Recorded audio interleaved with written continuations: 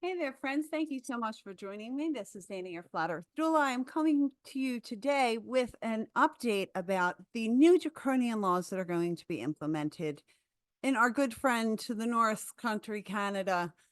Justin Trudeau, who is definitely not the illegitimate son of Fidel Castro, is implementing these rather draconian rules that are under the legislation. It prevents people from online hate speech.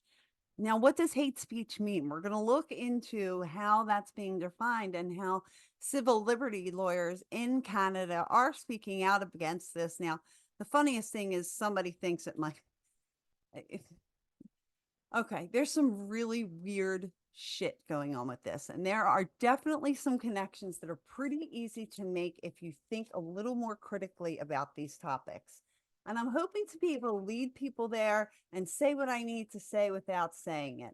And that can be really difficult on the platform like this. So I'd appreciate it if you would hit the thumbs up button or comment on the video. It does help it, get in the algorithm or whatever. The point of all this is just to spread information, awareness, and knowledge. I think that we do have to be aware of what happens in Canada because I think oftentimes American governments feel the need to follow Canadians or to consider Canadians free or progressive or it's like the U.S. but like more chill. Nobody can really the firearms are not a thing. There's no constitutionally protected right to free speech or to bear arms or from search and seizure. So they live under a different set of laws than we do. I was hopeful that Matt was going to be able to join me today, but I think he's got some things going on in his schedule. So it's just going to be me. And I'm going to be looking at a Facebook post that I did. If we're not already friends on Facebook, go ahead and shoot me a friend request. I share a lot of stuff on there, and some of it's definitely worth reading. Some of it can be overwhelming to people. I'm sometimes hesitant to try and friend request people because I know I talk a lot of shit. It makes people real uncomfortable. So here's the post that I made. Here's me if you want to look me up. My married name Dana Bannigan. I was Dana Olson. I'm born and raised in Philadelphia. My kids are fourth generation born and raised in Philadelphia, and we fled there. I feel like the last couple years of our life felt a lot like the opening scene in World War Z. If you remember, it opens in Philadelphia. So like Yuki Washington, like for some reason we're always like Yuki Washington, yeah. Like, and it was like a funny, like corny joke that my husband and I had. So like I'm watching it and all of a sudden Yuki Washington's on the screen. I'm like, no way, that's so cool. They got Yuki Washington to play himself. Great. And Brad Pitt's watching Yuki, and they start talking about some weird virus or something. The kids are in the background and they're taking the attention off of the thing, and it was really well done. The opening scene, and they're leaving Philadelphia, and the zombies. I forget what they called them. I guess the zombies. The zombies took over Philadelphia, and they were spreading. And then at the end, like they showed like these helicopters kind of flying away, and the guy is it's gone. Philadelphia's gone. Light it up. And they're just like dropping napalm or dropping something in the streets to essentially set Philadelphia aflame because there's no saving it. And it very much felt like that leaving a big city and moving to a small town. It has been a bit of a difficult transition for my husband and I think my kids are doing much better than I am in terms of making connections and people, but I am starting a job tomorrow that's going to have me um, getting to know people. And so I think those are all good things. And yeah, so we're going to, anyway, that's what we're talking about. Me right now, we're not talking about you, ladies. Shut the hell up. We want to talk about Canada and understood. Okay, so we're going to take a look first at Justin Trudeau, who is definitely not the illegitimate son of Fidel Castro. And if you put them right next to each other, they definitely don't look almost exactly alike. Just saying. So one of these, the government says that only extreme online hate speech would be probed by the human rights body. Okay. The human rights body is already probing people for misgendering other people. So you're going to tell me that only extreme online hate speech. Like, sorry, that's not comforting. And then we have this other thing where Canada is unveiling a law to force tech firms to remove harmful content online. And they're acting like this is oh God, like this is some great thing. The Online Harms Act. Okay, great.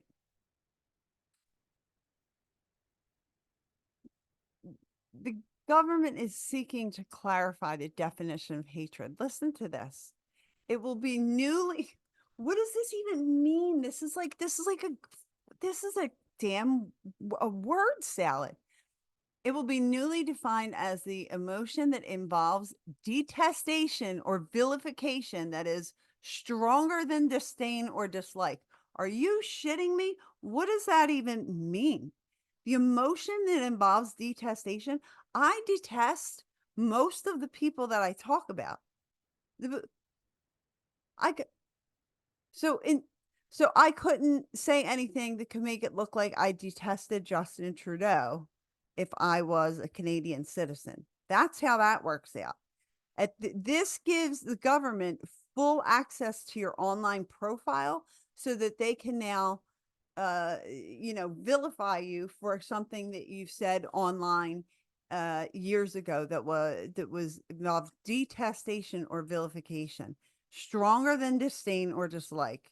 It also lays out that a statement that discredits, humiliates, hurts, or offends would not meet the bar to be considered promoting or inciting hatred. So, for example, if I was a Canadian citizen and Justin Trudeau felt that this made him feel that I detested him in a way that was stronger than disdain or dislike, I could potentially face a $75,000 fine in addition to time in prison, up to and including life, which by Canadian laws is 25 years. How do you like that? All right. So I wanted to get a little bit more information, and I found like a whole lot of the thing is Canadian. Here's the thing. Here's the thing. Canadian law. Hold on, let me figure out what I'm saying. Yeah, because we're gonna talk about the crime sentences. Now there's this whole video, and I can never find, I don't think I can get it to play. And if it does play, I don't believe you can hear it. So we can just close that out. We're going to be talking about the first couple of paragraphs here. Wish I could shut this guy down. Goodbye. Thank you, sir, for your time. I appreciate it. Drop my glasses. Give me a second. Blind without them. The Liberal government is proposing what they're calling draconian penalties in the criminal code. The Canadian broadcasting is controlled almost exclusively by Canada, so I try not to go by, yeah, you have to take everything that they say in these articles with a grain of salt, simply because um, it's all funded by Canadian money and they're bound by certain rules or whatever. So if you look down at this, I'll bring it up to the top. The bill proposes increasing the maximum punishment for advocating genocide to life imprisonment, which again is 25 years, and allowing sentences of up to 5 years in prison for other hate propaganda offenses. Now, they're saying that these higher sentences risk chilling free speech and also undermine the principles of proportionality and fairness within the legal system. Which, again, all of this just feels like word salad. Like they're obviously just trying to target political things that they don't like. That if you call somebody by their given name, that can be considered hate speech because that's a dead name. If they're a trans person, they go by something different now, and you did it on purpose, and it was with a strong sense of something stronger than disdain, and it brought up an emotion of something, and now 5 years in prison. I mean, that's what they're going to do. It's not going to take long to find this happening in person. Okay. Oh boy. Now they bring up, I'm going to bring all these to the top if you want to try and stay with me and read what I'm reading. At the top here, we're going to talk about the University of Windsor law professor, Richard Moon, who specializes in freedom of expression, said he welcomes the move. Okay. This guy is definitely not a stooge for the state. He's just a free speech expert. a professor, a what is it? So like I call doctors, I call them white coats, right? Because it's just a way of lumping them all into a group. I consider them white coats. I say it with the way I think people said red coats back in the day. What do we call professors? Because we know that academia is like is elbow deep in this new world order intention to do away with people, to put people in jail, to stop people from talking. And we know that Canada is nothing more than the stomping grounds for the World Economic Forum, as it has been all through COVID. You have like 85% of the population that at least received two doses, or I guess the one full dose of the original COVID vaccine. You have a population that is so used to socialism that they don't even question it anymore. I mean, it's really intense out there. And my good friend Matt from Loyal to the Foil is kind of like putting a hold on the podcast right now because he's trying to figure out like what to do. I mean, you know, people are starting to reach out like this and contact one another and find one another. And as that's happening, more and more people are standing up. And it's like we all feel like we're standing alone, but then when we see videos like this and you see what is happening, like the way free speech is being threatened and people's freedom are being threatened for saying things online that can be considered hate speech. I mean, the whole thing is absolutely ludicrous in in every fashion. I can't even. This is so annoying anymore. Because you know, Canada's 30 years to the left of the United States. Now, I don't know how COVID has changed all of that. They're desperately trying to kill off our population through poisoning us and through the land, the air, the sea, and the food. It's just it is absolutely incredible. But let's go back to the article. Anyway, pardon me. Now, they're saying that I'll bring this up to the top here. The new offense would carry a potential sentence of life imprisonment. It makes little sense to me, says Moon, but he also says he welcomes it. So I don't get it. In theory, mischief or vandalism motivated by hatred could be seen as a hate crime. So let's say some terrible person in a white hood comes up and writes something bad about Jewish people on a synagogue, then that could be considered mischief or vandalism that was motivated by hate, and you could get up to life imprisonment. I mean, this is some crazy information, guys.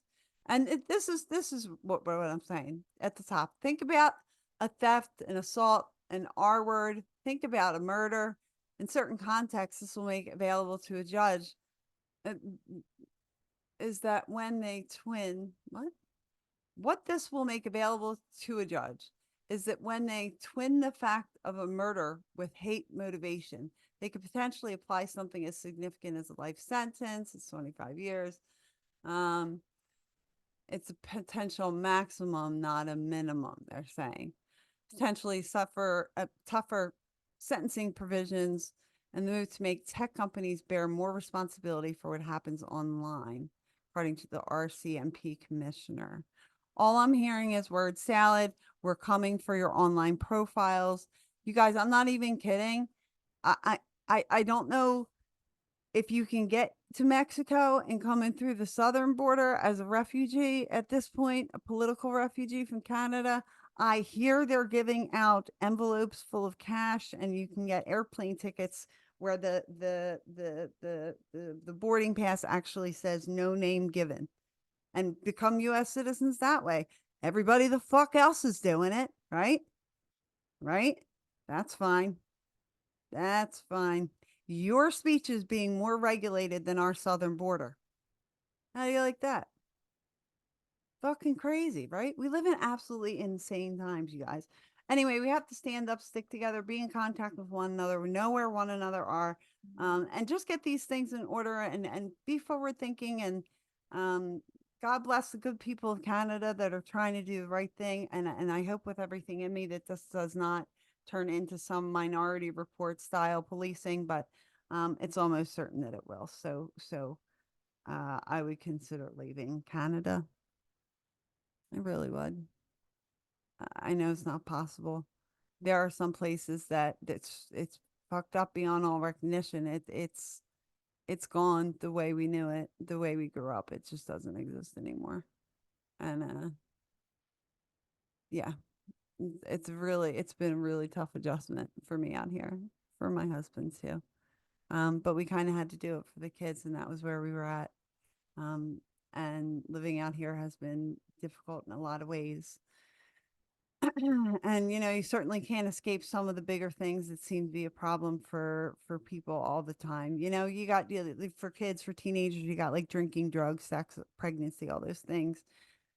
And for adults, we just have economic insecurity that is beyond words, and financial insecurity that is beyond words. It is to the point where, I think people my age are thinking like, I'm working like a dog, I'm doing the best I can, and it's still not enough. So like it's almost like, why keep doing it when it's never enough? It's very disheartening, and that's where we're at as a country. But we have to keep speaking up, speaking out when and where we can, and do the best that we can. I appreciate if you hung in with me this long. Check in on your friends from Canada. They are not okay, unless, of course, they are 5 times boosted fans of Pretty Boy Justin Trudeau and all of his two spirit bullshit. I don't know why my camera went out of focus. Let's see if we can fix that. Here we go.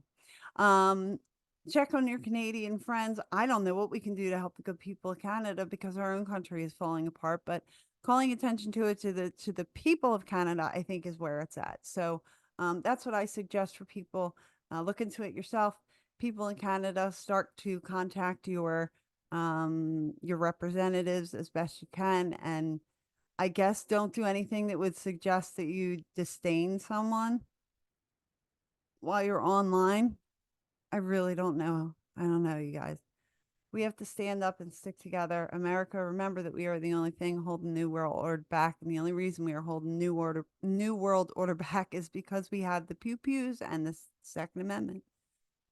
We have the First Amendment to protect the speech, and we have the Second Amendment to protect our right to speech. And Canada doesn't. So God bless the good people of Canada. Thank you for hanging in with me. Like, comment, share. I appreciate your time. Stay well, friends.